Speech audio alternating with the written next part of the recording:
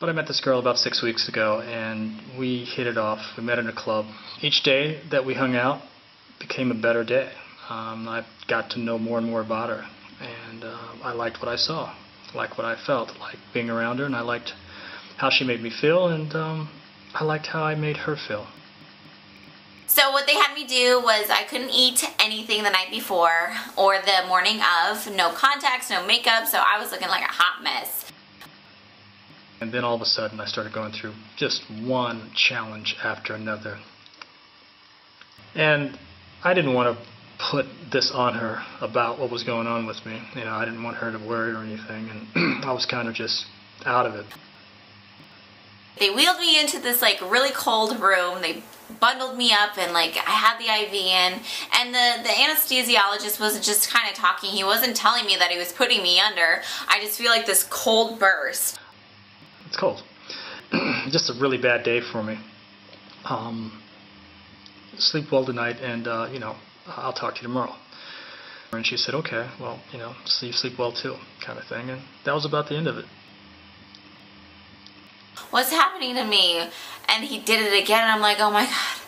And then like I just was out, and the next minute I woke up. So anyway, the next day I sent her an SMS saying good morning, you know, how are you? And she says, and her SMS back was quite cold. Wording wise, she always, you know, uses expressions on her emails and SMSs and stuff, and in this case she didn't use any caps, and she didn't use any expressions or anything, so I could tell she was upset. I just remember I was like fighting for air, and he was like, don't worry, I'll give you oxygen. I'm like, and I wanted water. I just really, really, really wanted something to drink. I was so thirsty. I was begging the nurse to give me something to drink, and she's like, no, we just don't want you to be nauseous. I'm like, no! And I said, how are you, you know? She says, hi. Again, cold. In my mind, I'm thinking she's still upset. So then, and I said, do you miss me? And I said, why are you being so cold? And then she says, I don't like moody men. I was pretty much back to normal, if you can believe it. It was an easy surgery. For 3 weeks, I cheated. And I was like, what? Now I'm pissed off. I'm thinking, what has moody got to do with me being stuck somewhere? I mean, and then I said, well, do you care about me? And she wouldn't answer this. I was like, wow. How can you be mad at me about this? All in all, I'm so happy that I went through the experience. If it makes you feel good, do it. We get a wide variety of patients, some not so critical, moderately critical, some that are a little bit more critical.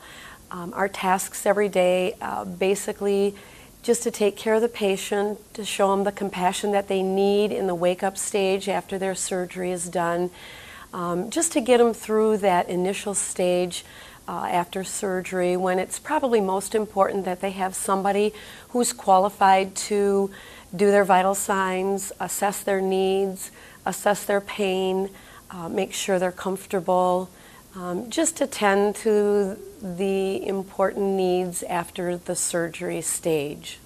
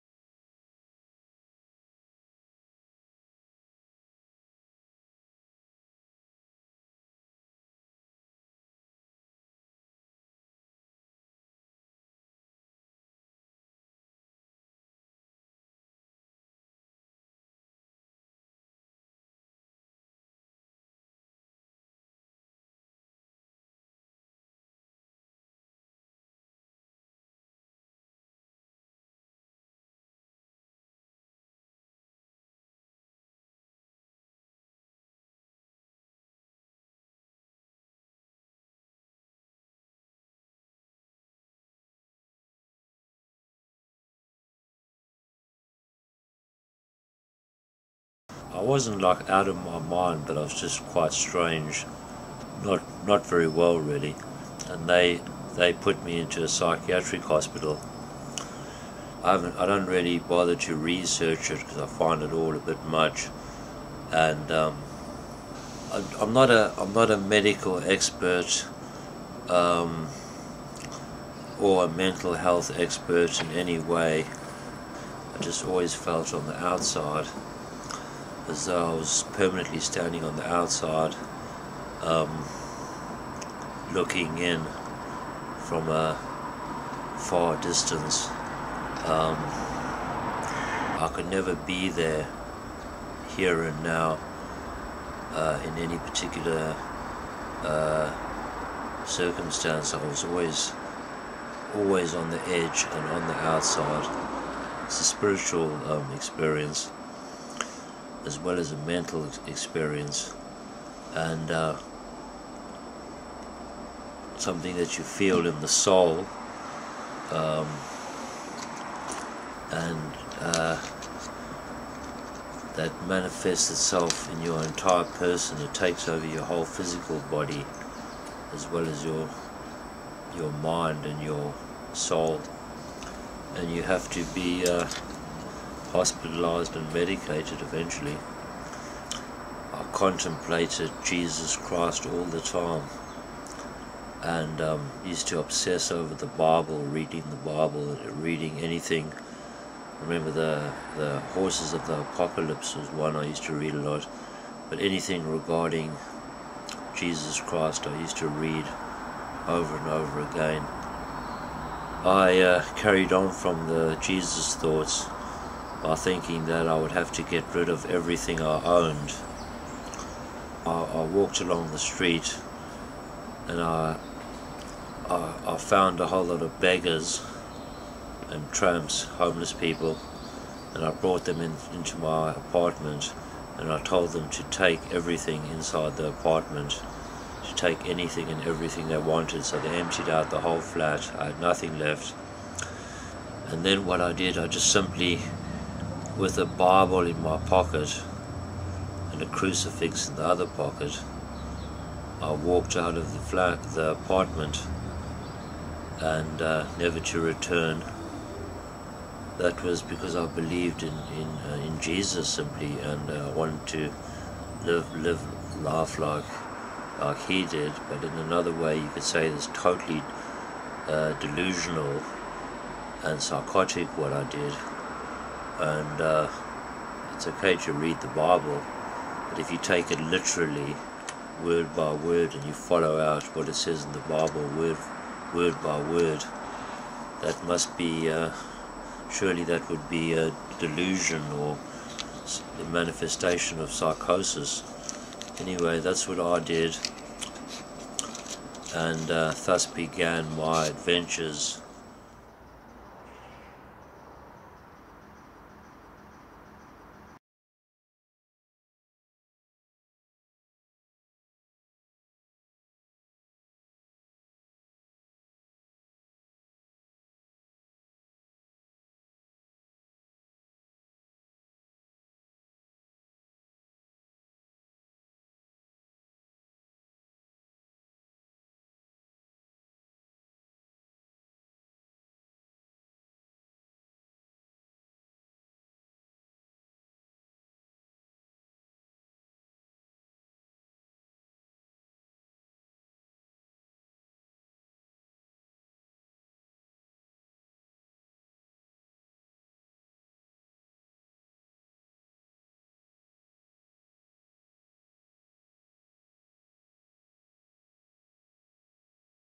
"7 days I was in that situation, and I just got weaker and weaker. The 7th day, I was in my bed as usual, just prostrate with this illness. And my experience was that I saw my body on the bed from above. I'm looking down from above at my body on the bed. And I said in my mind, "Oh shit, I've died. Then in the next moment, I said, well, no, wait a minute, who's this seeing the body then, if I've died? So then the next moment I thought, well, this is quite all right. I can, I can just float around at will. I decided to go look outside, so I floated out the window. I don't know how else to put it. And outside it was incredibly bright.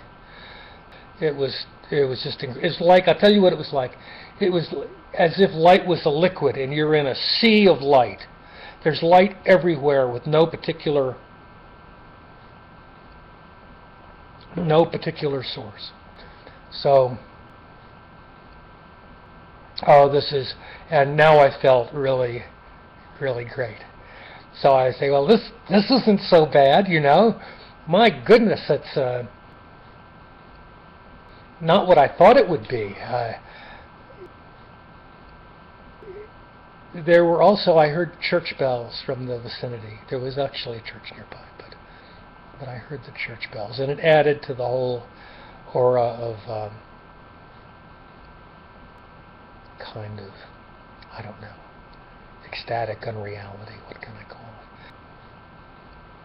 it? And there was my body, and I lay down. I said, well, I'll just take a little rest now that I know I'm not. Now that I know that death is okay, I'll just take a little rest in my body.